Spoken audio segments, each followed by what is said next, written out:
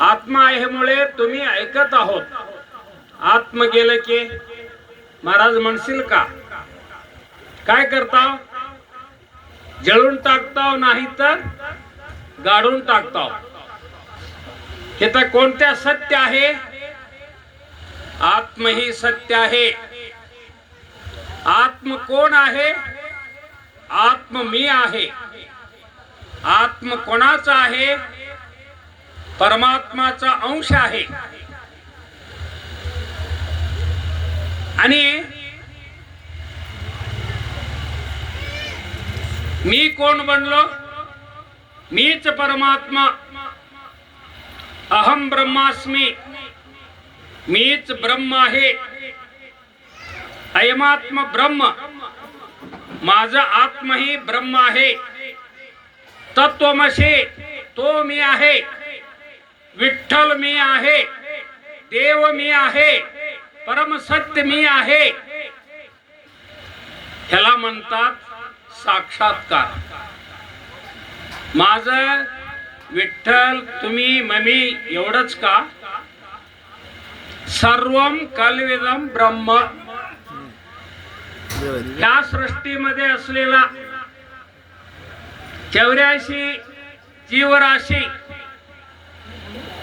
अनंत जीवराशी जन्मतात, जीवन जगतात आणि मरण पावतात. उत्पत्ती, स्थिती, लय हे पेरीमध्ये प्रत्येक जीवी फिरत असतात. त्याला दुःखाचा अनुभव आहे, सुखाचा अनुभव आहे. जनन मरण हे अत्यंत दुःखदायक आहे म्हणून सिद्ध झालेलं आहे. दिसायला कसं दिसतात? सगळं वेगवेगळं दिसतात. एकसारखं एक नाही. आपण सर्वांनी इथं बसलो सरी समान आहे का? एकसारखं एक आहे का? नाही. वेगवेगळं. कशामध्ये? आकारामध्ये, रूपामध्ये, गुणामध्ये, लक्षणमध्ये आम्ही वेगवेगळं आहोत. तरी पण प्रत्येक जीवीच्या शरीरामध्ये कोण आहे? आत्मा आहे. आत्मा कोण? परमात्मा, परब्रह्म. प्रत्येक जीवीच्या अंतरंगात आत्मरूपानं बसून त्यांचाच लीला त्यांनी चाललेला आहेत. त्यालाही जीवन म्हणतात. आणि असं असताना आपण काय केलो? देव जवळी अंतरी भेटी नाही जन्मावरी. आपल्या अंतरंगात देव असून देवाला हुडकाय लागलो. देव पाहिजे म्हणायला लागलो. देव कुठं आहे? न भेटता होय बेटी, भेटो जाता पडे तुटे. भेटलेला आहे. परी जे अखंड भेटले, सर्वांगाशी लिगटले, सर्व अंगांगामध्ये देव आहेत. असा असलेला देवाला काय केलो मी? विसरलो. कोण विसरतात? मन. मन कुठं उत्पत्ती होतात? अंतरंगात. जसं मी श्वास घेतो, जिथं श्वास पोचत आहे तिथं शक्ती जुळक प्रारंभ होत आहे. संकल्प उठतात. त्या संकल्पामध्ये अहंकारचा स्पर्श झाला की विकल्प बनत, कल्पना उठत. तिथं थांबत नाही. परा पश्यंती मध्यमा वैखरी बाहेर पडत. बहिर्मुखी जे काय आपलं आत्मशक्ती बहिर्मुख होऊन वाहायला लागलं ना, त्याला काय म्हणताव? मन म्हणताव. मन कुठं आहे बघा. आता वेळ झालेला आहे. भूक लागलेला आहे. मन कुठं असतात? भूक लागलं तर काय रसोई केले तिथंच असतात. इथं कुठंही बोंब मारलं तर ऐकू येत नाही. असं मी बोलायला लागलो म्हणून तुम्ही शांत बसलेला आहे. पण आज तुम्ही सुरू आहे तुमचं मन काय करायचं, कल्पना करायचं, तर्क करायचं, स्वप्नात असायचं, इकडं तिकडं राहायचं मनाचं काम आहे. ह्यामुळे आपले मूल स्वरूप आपण विसरलो आहोत. आता काय करायचं, आठवण करायचं, स्मरण करायचं. स्मरण ते पुण्य, विस्मरण ते पाप. स्मरण कोणाचं करायचं, कोण सत्य आहे, नित्य आहे, परिपूर्ण आहे, सदोदित आहे, सर्वंतर्यामी आहे, सर्वव्यापक आहे, तो कोण, आत्मा. आत्म्याला मी आपण विसरलो. आत्म्याला विसरलो, देह पाहायला लागलो.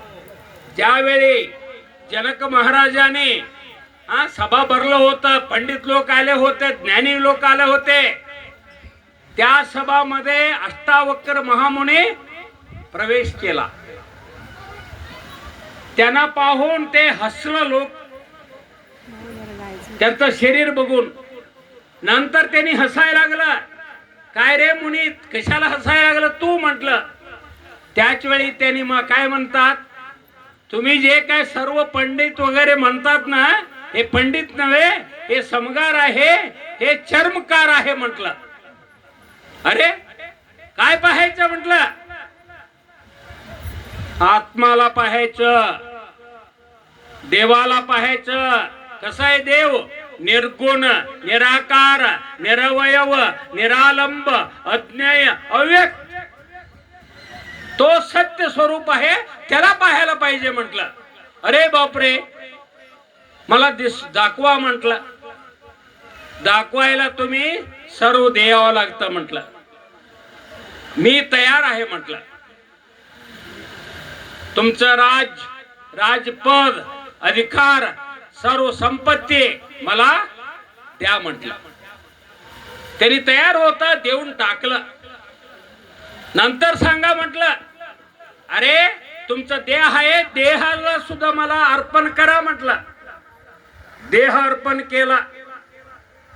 नंतर सांगा म्हटलं, नाही तुमचा मध्ये मन आहे, त्या मनाला सुद्धा अर्पण करा म्हटलं. कसं अर्पण करू म्हटलं, मला मन दिल्यानंतर माझं झालं. मी त्याला मंत्र सांगतो, नाम सांगतो, तसं नामस्मरण करायला त्याला सांगा म्हटलं. त्याला मंत्र सांगितलं, जाऊन बसा तिथं, चपली सोडलेलं ना माग, तिथं बसा म्हटलं. नीट बसा, छाती, गळा, डोकं लाईनवर ठेवून घ्या, नाशिकवर दृष्टी ठेवा, श्वासाकडे लक्ष द्या, श्वास घेताना सोडताना हे नामस्मरण करा म्हटलं. आणि इकडे एक शिपाईला तलवार हातात घेऊन, देह मला दिलेला आहे, त्याला असं हलविलं तर काढून काय कापून टाका म्हटलं. अरे मी आणि माझे म्हणून मन चिंता करतात, कल्पना करतात, त्या मन असं केलं तर तुमचं अंत होणार. असं बसल्यानंतर काय झालं, देह विसरला, मन इंद्रिय विसरला, निर्विकल्प स्थिती आडलं. नंतर निर्गुण समाधी लागलं. बैसोनी निवांत, शुद्ध करी चित्त, तया सुख अंतपार नाही म्हणतात. म्हणून बसवण्ण म्हणतात, तनु निन्नदाद बळिक, हे शरीर तुमचं झाल्यानंतर, धन निन्नदाद बळिक, हे माझं जे काय संपत्ती आहे तुमचं झाल्यानंतर, आणि मन निन्नदाद बळिक, माझं मन तुमचं झाल्यानंतर, मी म्हणायला मला कुठं अवकाश आहे नाही. असं इंचिगरी संप्रदाय मध्ये काय सांगितलेलं आहे, तनु मन धन सद्गुरूला अर्पण करा. त्याच वेळी निर्गुण समाधीमध्ये असलेला जनक महाराजाने उठविला, या इथं म्हटलं, या सिंहासनावर बसा म्हटलं. महाराज मी सगळं त्याग केलं.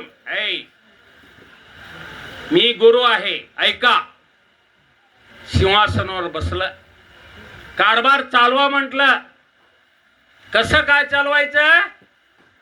तण माझं नाही, हे शरीर माझं नाही, मन माझं नाही, हे धन संपत्ती माझं नाही, अधिकार नाही, ते सर्व गुरुच आहे. म्हणून तुम्ही चालवा संसार प्रपंच.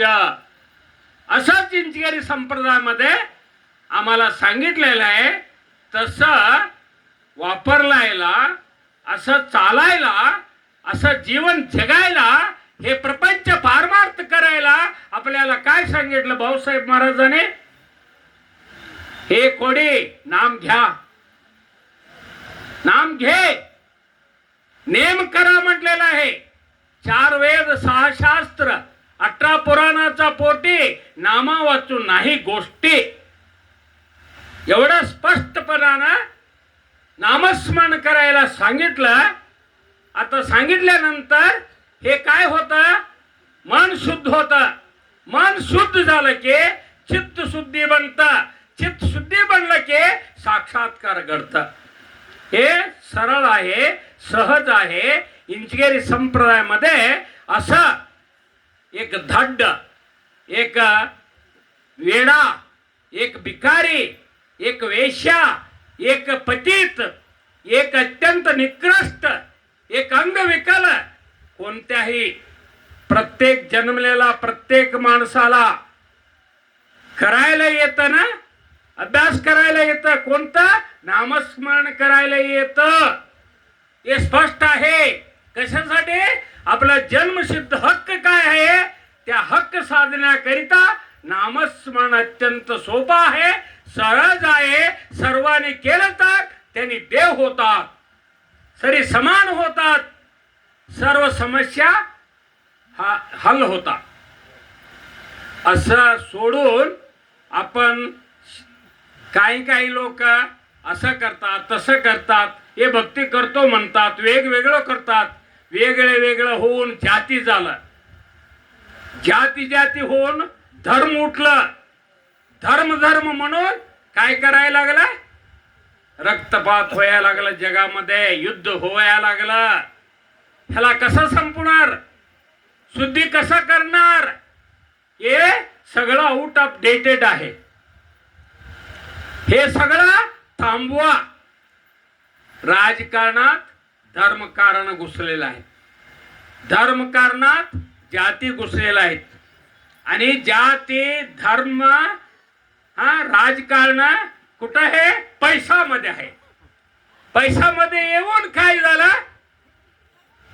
75% लोकांचं जीवन आत्मा तळमळीत आहे. हे जगामध्ये कित्येक धर्म असून, कित्येक मंदिर असून, कित्येक मशिदी असून, कित्येक अत्यंत चतुर्वास असून, विज्ञानी असून, ज्ञानी असून, हृदय नाही. हे हृदयाला आणा म्हटलं तर त्याला भक्ती म्हणतात. ते भक्ती उभारण्याकरिता एकच एक स्पष्ट उपाय आहे, नामस्मरण. स्मरण देवाचे करावे, अखंड नाम जपत जावे. काय सांडावे लागत नाही, काय मांडावे लागत नाही. तुम्हाला घर सोडा म्हणत नाही, जाती सोडा म्हणत नाही, धर्म सोडा म्हणत नाही. तुम्ही जे काय कुठं असतात तिथं असा, घरात असू दे, गावात असू दे, जमिनीत असू दे, शिक्षणात असू दे, राजकारण असू दे, पण नाम सोडू नये. नामस्मरण करा. तुमचं मन नीट होईल. ज्यावेळी if you control your mind, you can control whole world. तुम्ही जग जिंकू शकतात. असा समानता, असा प्रत्येकाला जे काय अनुभव, आनंद प्रत्येकाला देऊन आणि त्यांचं जीवन स्वर्ग सारखा करण्याकरिता होता. म्हणून सिद्ध झालेला संप्रदाय इंचगिरी संप्रदाय आहे. त्याला भविष्य आहे. गुरुलिंग जंगमाचे गादी जगाचं गादी होणार आहे म्हटलं. असा जगाला कोणत्या धर्माला विरोध नाही, जातीला विरोध नाही आणि कोणाला विरोधच नाही. आपण आपल्या अंतरंगात अंतर्मुखी साधना आपल्या आवडीनं अल्लाह म्हणा, जिन्नास म्हणा, शिव म्हणा, बसवा म्हणा, विठ्ठल म्हणा, तुम्ही हक्क मारा, त्यांनी हो म्हणतात. हे साक्षात्कार घडतं आणि तुम्ही शुद्ध झालं की जग शुद्ध होईल. तसं अत्यंत तत्वज्ञान आचरणात आणलेलं आहे. आचरणात आणूया. आचरणात आणण्याकरिता आपल्याला हे सर्व संगीत, सर्व कीर्तन, प्रवचन, आश्रम, हे क्षेत्र सर्व वापर करायचं आणि त्याचा उपयोग व्हायचा आपल्या कर्तव्य आहे. म्हणून आपण ह्या सप्ताह करूया. ह्या सप्त्याला अत्यंत आनंद सिद्ध काळ सिद्धेश्वर महाराजाने ह्या पंढरपुरात हे आणले ना. हे पंढरपुरात जे काय डोकं चांगलं झालेलं आहे, मोठं श्रीमंत झालेलं आहे आणि सगळं विठ्ठल तिथं बसलेलं आहे. आता बसलेलं विठ्ठल संपत्ती जे काय सर्वांचं जे काय आनंद आहे, हे आनंद प्रत्येक पिढीला, प्रत्येक मानवाला पोचण्याचे कार्य ह्या काळसिद्धेश्वर मठाकडून होत आहे. असा आपण सप्ताह करून जगाला चैतन्य देऊन जगामध्ये शांती, सुख, समाधान, तृप्ती, आनंद करूया. म्हणून सर्वांचा पायावर मस्तक ठेवून माझं 2 गोष्ट संपवितो.